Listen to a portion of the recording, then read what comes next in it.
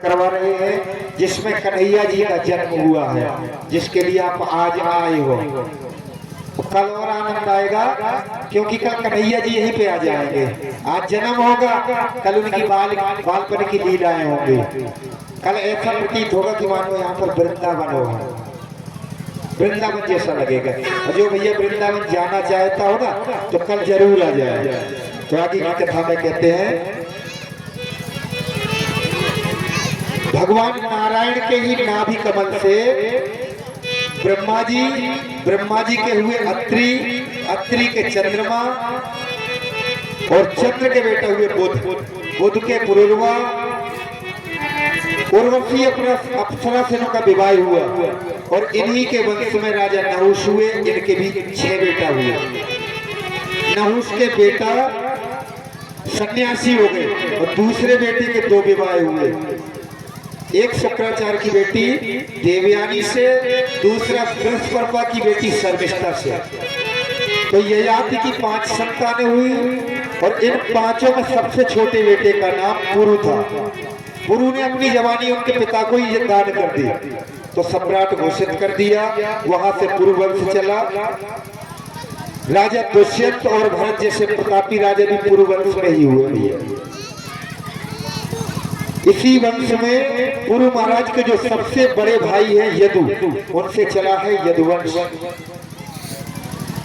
यदुवंश में महाराज शूरसेन के बेटा हुए वसुदेव और उन्हीं की पत्नी देवकी के गर्भ से कृष्ण कन्हैया का जन्म हुआ। श्री सुखदेव जी महाराज बता रहे राजन परीक्षित को। और कह रहे एक बिटिया हुई, वो तुम्हारी दादी अम्मा है, जिसका नाम है सुभद्रा। और कन्हैया की बहन सुभद्रा अर्जुन को ब्याही गई थी। अर्जुन के बेटा हुए अभिमन्यु और अभिमन्यु के बेटा है परीक्षित। एक ही श्लोक में पूरी कथा सुना दी। बोले चलो हो गए। बोले महाराज ऐसे काम नहीं चलेगा। अरे बोले जिस कौरव सैन्य सागर से हमारे पूरे वंश को बचाने वाले तो बाल गोविंद कृष्ण कन्हैया की लाल की कथा इतनी सूक्ष्म नहीं सुनना। मेरे भूख की और मेरे प्यास की चिंता मत करो। तुम तो कथा सुनाओ विस्तार से, तब सुनाते हैं।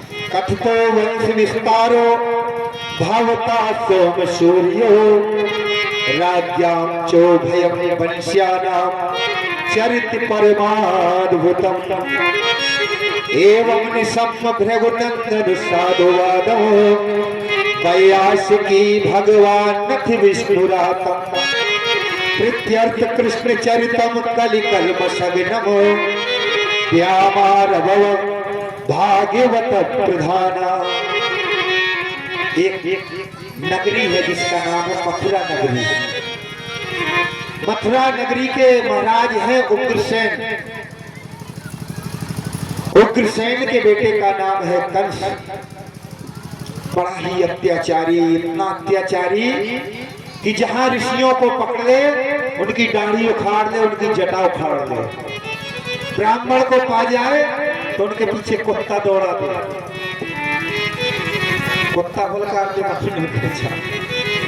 बड़ा ही अत्याचारी। दुनिया परेशान हो गई उससे। यदि ब्राह्मणों का घर मिला आग लगा दी, यज्ञ होने नहीं देना। एक दिन पिताजी के पास पैर छूने के लिए पहुंचा और पैर क्या छुए, उठा के कुर्सी से पटक दिया।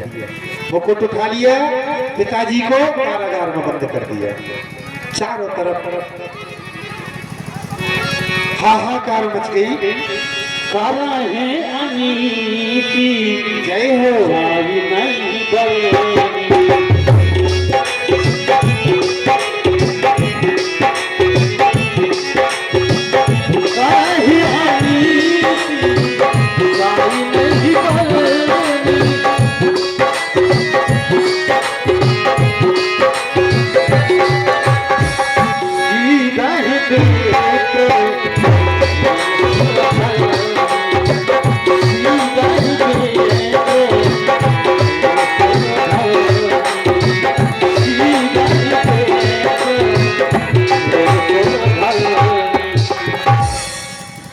चारों तरफ अत्याचार मच गया। पृथ्वी मैया गौ का रूप धारण करके नारायण भगवान के पास पहुंची। धर्म की रक्षा कैसे होगी प्रभु? क्या हुआ देवी? अरे धरती पे फैला प्रभु घोर अनाचार, धरती पे फैला प्रभु घोर अनाचार, त्राहि माम करता संसार।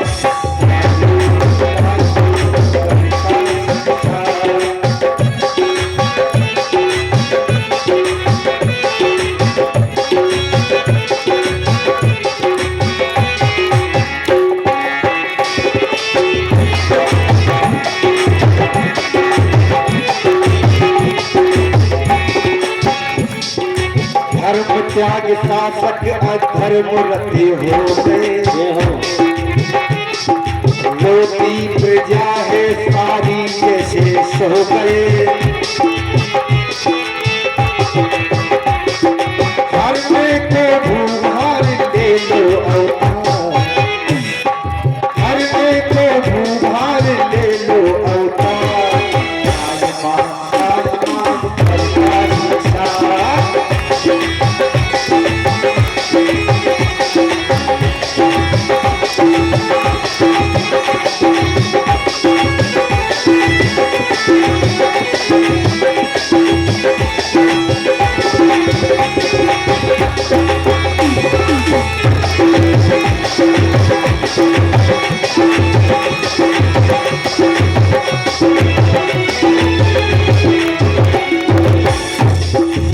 सब है शरणागत हे चक्रधारी, भक्तों के हे संकटहारी, भक्तों के हे संकटहारी। हाथ में तुम्हारे है हे जगदाधार, हाथ में तुम्हारे है जगदाधार।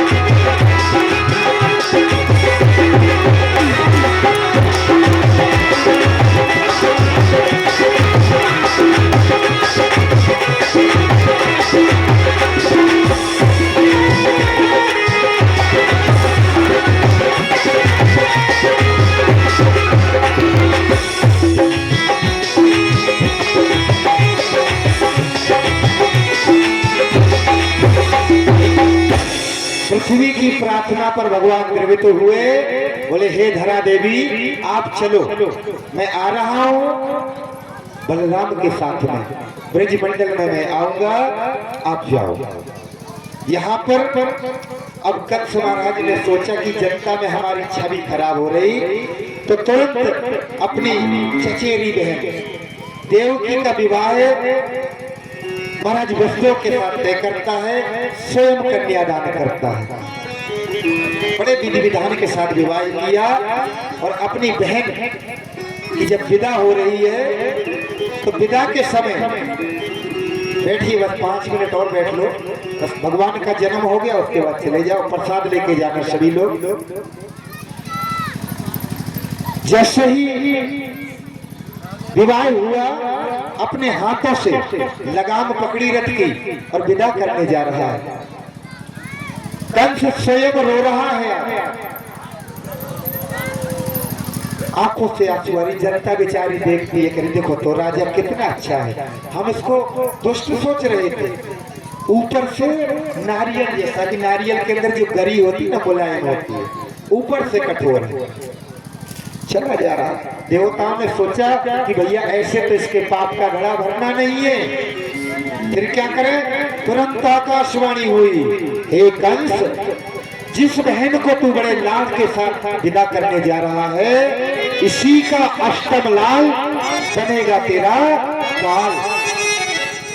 और जैसे ही आकाशवाणी सुनी तो भैया काल के नाम से तो सबको डर लगता है। क्या तब लाल बनेगा तेरा काल।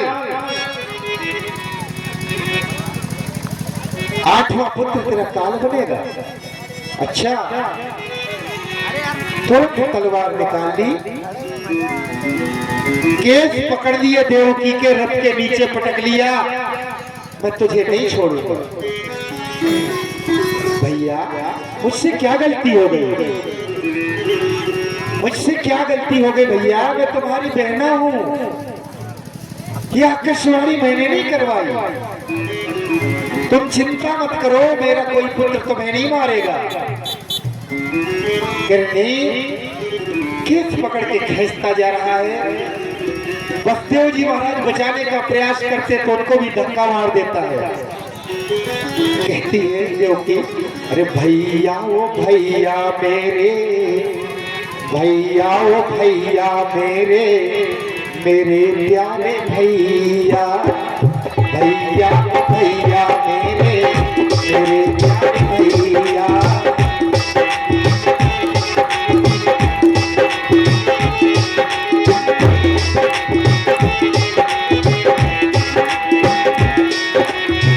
मुझे मत मारो मेरे, मुझे मत मारो मेरे, लाज के बचैया, भैया ओ भैया मेरे, मेरे प्यारे भैया।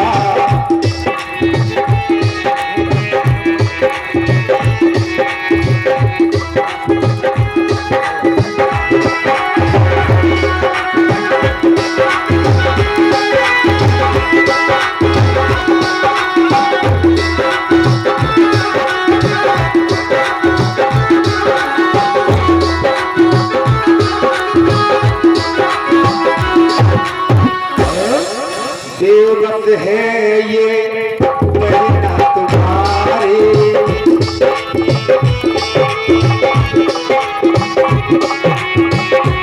हाथ की छूटी ना है महंगी हमारी।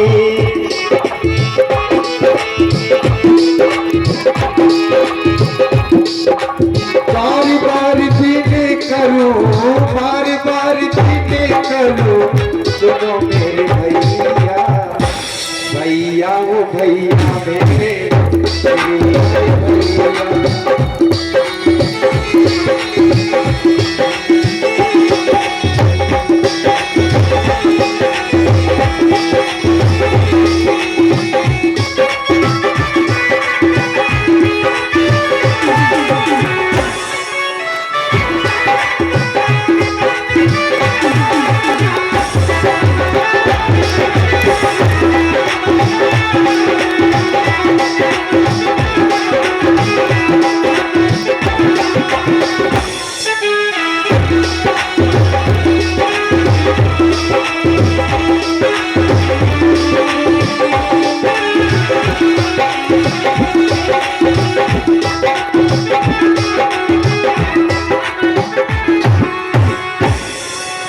बसदेव जी कहते हैं, महाराज कंस, इसको आप मत मारो, ये तुम्हारी बहना है। मैं तुमसे वचन देता हूं कि ना कोई पुत्र ही नहीं होगा। बोले ऐसे कुछ नहीं, दोनों को बेड़ियां लगाई, जेल में डाल दिया। बोले तुम्हारे जो भी पुत्र होगा, बोले हाँ महाराज जो भी पुत्र होगा आपको समर्पित कर देंगे। जेल में डाल दिया, बेड़ियां डाल दी, ना अंदर की हवा बाहर जाए, ना बाहर की हवा अंदर आए। भैया समय बीता धीरे धीरे। पहला पुत्र हुआ कीर्तिमान नाम का। जैसे ही पुत्र हुआ, मैया ने हाथ में लिया, दुलार कर रही है, दुलार कर रही है कि देना पड़ेगा। बसदेव जी कह रहे देवकी, इससे ज्यादा प्रीत मत लगा, क्योंकि थोड़ी देर का मेहमान। हाथ से लिया, कंस महाराज को देने के लिए गए। कंस महाराज बोले देखो मुझे 8वें पुत्र से दिक्कत है, इसको आप वापस ले जाओ। बड़े खुशी खुशी के मारे आए कि चलो हमारा ये पुत्र तो बच गया, आगे होगा जो देखा जाएगा। इतने में नारद जी आ गए, भाजपा का चुनाव चिन्ह लेके, कमल का फूल लेके। बोले कंस महाराज इसको गिनो कितनी पंक्ति है इसमें? बोले 8। ऐसा गणित बताया कि जहां से गिने वही 8वीं और वही पहली। बोले महाराज ये क्यों बता रहे? अरे बोले तुमने छोड़ दिया पहला पुत्र, ये भी 8वां हो सकता है। भाई तुरंत जाके उसी कारागार में पहुंच गए और लेके बालक को दीवार में पटक के मार दिया। बेचारी देवकी मूर्छा खा के गिर पड़ी। जिस माँ के पुत्र को उसी के सामने मार दिया जाए। धीरे धीरे समय हुआ, पहला हुआ, दूसरा हुआ, तीसरा, चौथा, पांचवा, छठवां, सप्तम में बलराम जी जिनको गर्भ शंकर योगमाया के द्वारा संकर्षण करके पहुंचा दिया गया। भैया रोकड़ी के गर्भ में योगमाया को आदेश दिया कि आप गर्भ का संकर्षण करके रोहिणी मैया के गर्भ में भेजें और मैं यहाँ पर 8वें पुत्र के रूप में जन्म लूंगा, आप वहां जाके बिटिया बन के पहुंच जाना। योगमाया बोली इससे हमें क्या फायदा होगा? बोली चिंता मत करो, प्रत्येक गांव में तुम्हारा मंदिर होगा, हर जगह तुम पूजी जाओगी। कहीं सरस्वती, कहीं महाकाली, कहीं 64 योगिनी, कहीं 16 मातृका, कहीं भद्रकाली, कहीं वैष्णवी, हर जगह तुम्हारी पूजा होगी। जय हो प्रभु। आदेश का पालन हुआ। सप्तम गर्भ को आकर्षित करके रोहिणी मैया के गर्भ में भेज दिया गया और आज वो समय आ गया। पावन भादों का महीना आ गया, अष्टमी तिथि आ गई, बुधवार का दिन आ गया, रोहिणी नक्षत्र आ गया, कृष्ण पक्ष में बवकरण आ गया, मध्य रात्रि का समय आ गया और 12 बजे का फिक्स 12 बजे भगवान वसुदेव और देवकी के सामने चतुर्भुज रूप में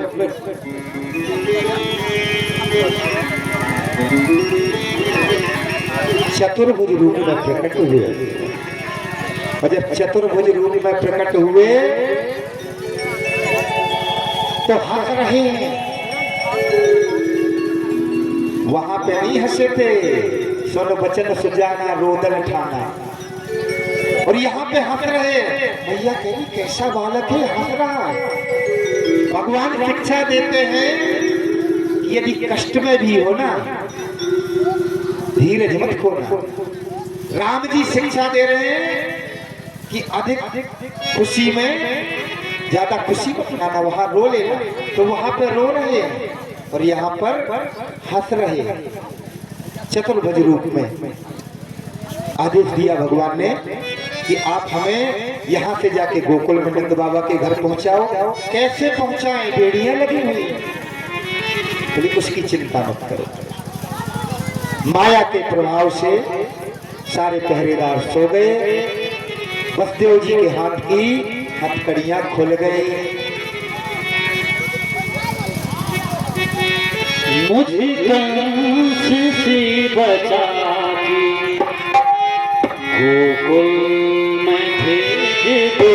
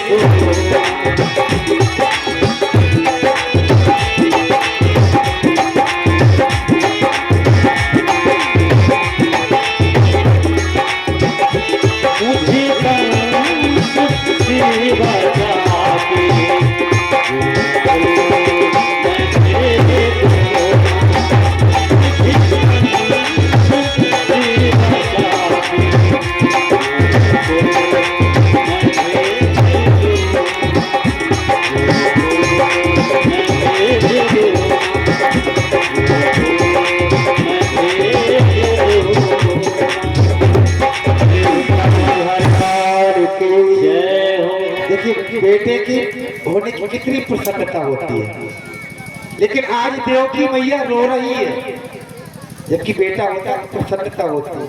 और शायद कौन की बिटियां हो जाए 8 इकट्ठी तो रोगे कि हंसोगे, सही बताओ। देवकी माता रो रही है कि मेरा भैया कहीं इसको भी ना खत्म कर दे। भैया झांकी अगर ये तैयार हो गई तो आ जाओ, विलंब ना करो।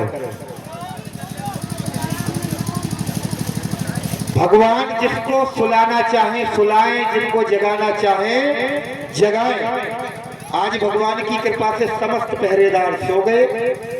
भगवान को लेके वसुदेव जी चले। आगे चले तो एक सूप टंगा हुआ, सोफा।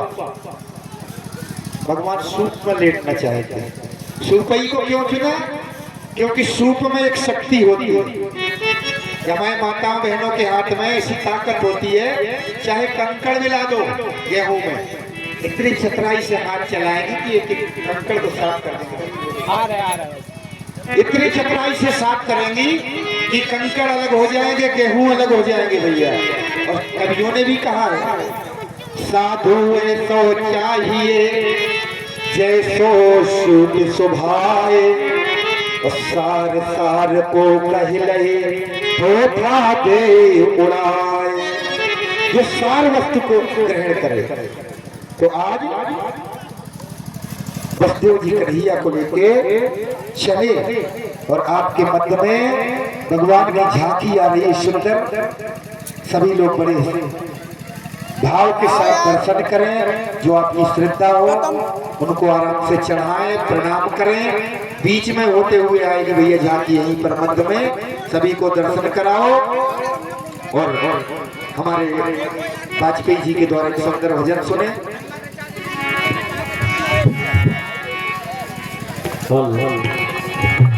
गोकुल की राज दुलारी है, मेरे लाला का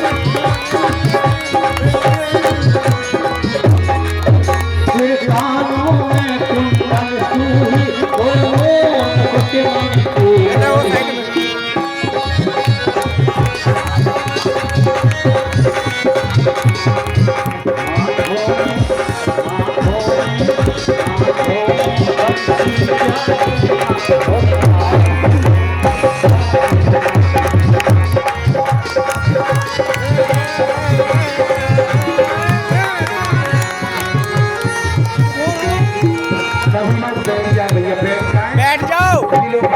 ओए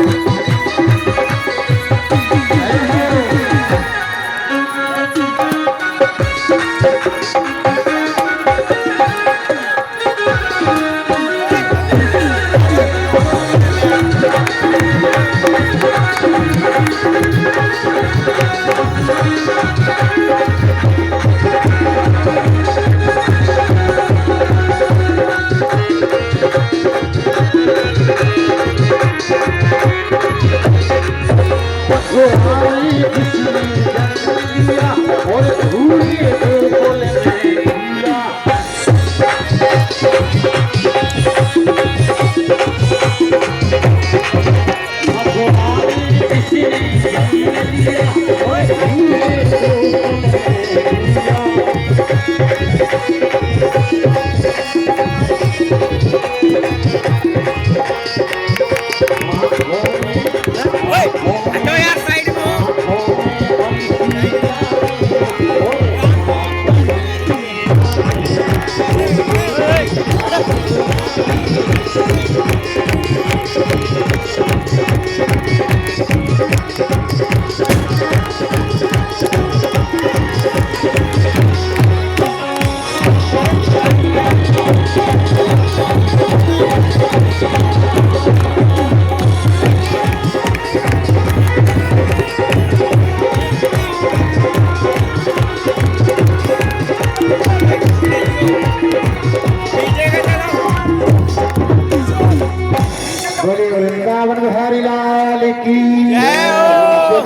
जो खुशियां मना चाहे वो खड़े रहे, जो बाकी सब खुशियां बैठ मना जाए। चाहे वो बैठ जाए।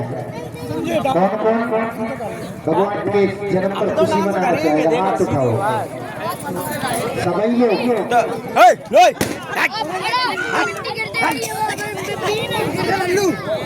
लोग। साइड में रहो। बता नहीं। अरे तेजी में हो नहीं जयकार के घर बेटा जाओ है।